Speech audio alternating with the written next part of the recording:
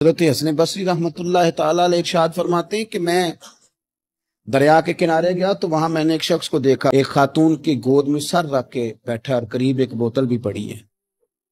میرے دل میں معاذ اللہ خیال آیا کہ دیکھو کس انداز میں ایک عورت کے ساتھ یہ ہے اور پاس بوتل بھی پڑی ہے، جانے شراب ہے۔ کہتے میں سوچ ہی رہا تھا کہ اچانک ایک کشتی آ رہی تھی دریا میں، وہ ہچکو لے کھائے، کشتی میں 4-5 لوگ تھے، وہ دریا میں ڈوبنے لگے۔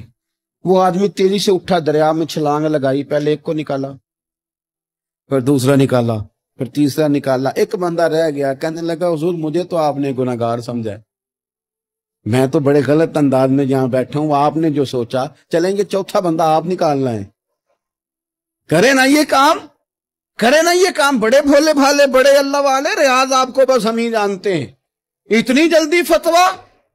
حضرت حسن بصری فرماتے ہیں میں پشیمان ہوا، میں نے کہا مجھے تیرنا نہیں آتا، تو دیر نہ کر، چوتھا ڈوب نہ جائے۔ پھر تو اس نے چھلانگ لگائی، چوتھا بھی نکال لایا اور کہنے لگا حضرت آپ نے جلدی کی سوچنے میں، یہ بی بی میری ماں ہے